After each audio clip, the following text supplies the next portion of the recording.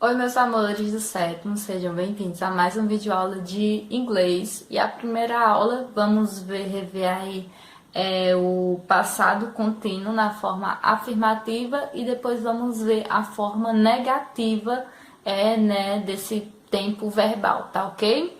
Então, vamos lá. Essa semana é a semana dedicada a vocês, porque é o dia das crianças, né?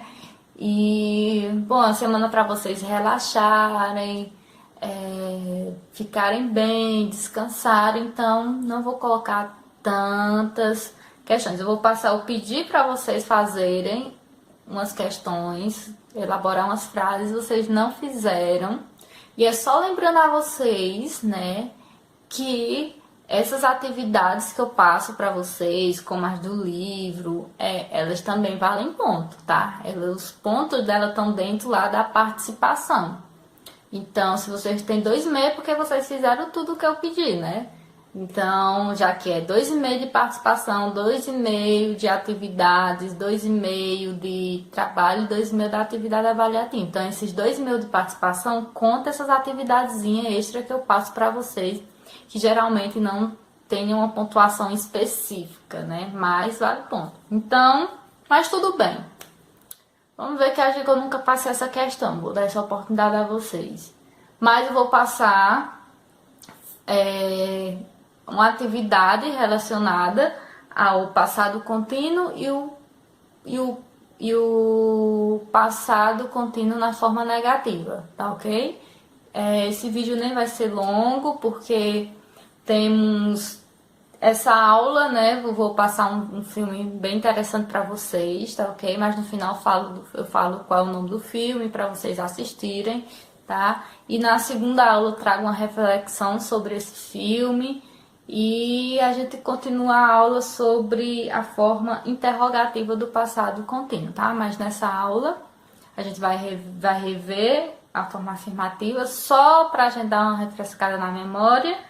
E depois vamos ver a forma negativa e vocês resolvam as questõezinhas que eu vou passar para vocês. Eu vou enviar para vocês as questões para vocês copiarem no caderno e tá resolvendo simples. Vou passar só 3 frases de cada. Vou passar 3 frases na forma afirmativa e 3 frases na forma interrogativa, tá certo? E mais para frente a gente vai estudando melhor, tá ok? Então vamos lá para a explicação. Bom, a forma afirmativa, vocês, só lembrando, né, vocês utilizam o sujeito. O que são os sujeitos? I, you, he, she, it, will, they, you. Esses são os sujeitos, né? Eu, você, ele e ela para objetos animais, nós, eles e elas, né? They, eles e elas no plural, tanto para objeto, quanto para animais, quanto para nós. Então, they é aquela misturadazinha ali do he, she, it. Só que no plural, né? They. E o you, que é vocês, né? Então, esses são os sujeitos, né? Os subjects, né? Que ele fala ali. Então, e o verbo. Então, vamos lá. Vamos acompanhar do sujeito, verbo, o verbo, né? Aí o verbo to be, o verbo be no passado, que será os, né? Ou os, qual era o outro? Esqueceu aqui. Os ou só um momento. Was ou were, tá bem aqui na minha frente. Was, né? Com o som do Z no final. Was ou were. Was, were. Was, were. Was, utilizamos was, vai ter os pronomes, os subjects específicos que usamos was. Lembrando, was é o verbo to be no passado. O verbo to be no presente é is, am, are. Esses são o verbo to be no presente. O verbo to be no passado é was e were, tá ok? Vamos lá, então usamos was ou were, dependendo do subject, né? Sabemos que o verbo to be é um verbo irregular, então dependendo do subject a gente vai ver se a gente vai usar was ou were. Então temos o subject, que é o sujeito, o verbo to be no passado e o verbo, né, que é o verbo da ação, ali o verbo que...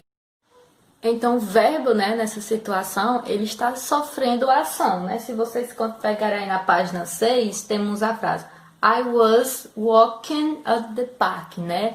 Eu estava caminhando no parque. Então, eu estava o quê? Caminhando, né? Então, o verbo que está sofrendo a ação é o verbo walk, né? Que é caminhar, né? Então, quando eu falo I was walking, então esse verbo acrescentará no final o ing, tá ok? Então, temos sujeito, o verbo be no passado e o verbo, né, que sofre a ação só com final ing, né? Acrescenta o ing no final da palavra e do verbo, né? E vocês sabem que a gente viu, né, algumas aulas passadas,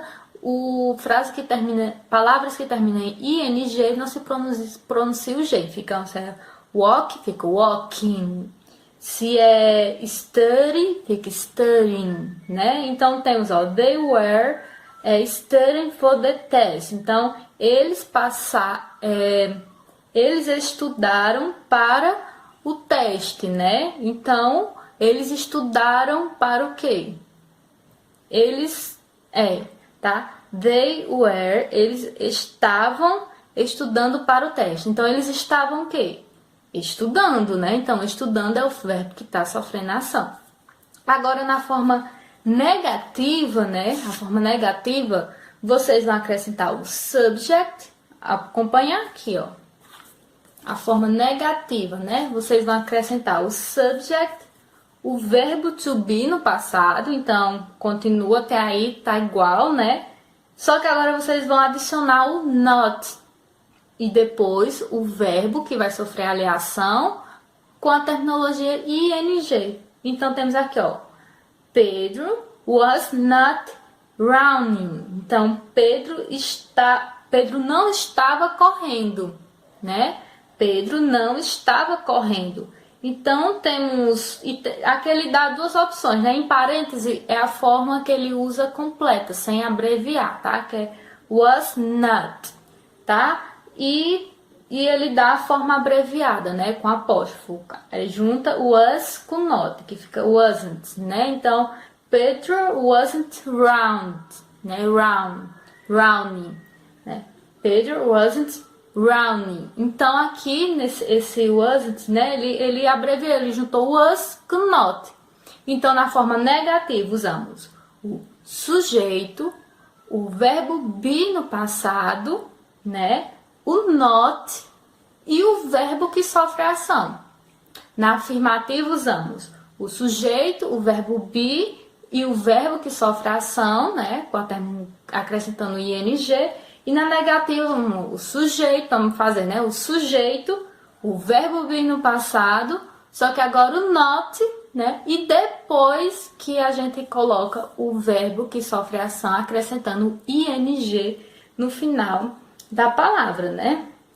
Aqui temos outros, temos we, né? Were not, ou we weren't exercising in the evening. Então, eles não estavam se exercitando à noite, né? De noite, ou enfim.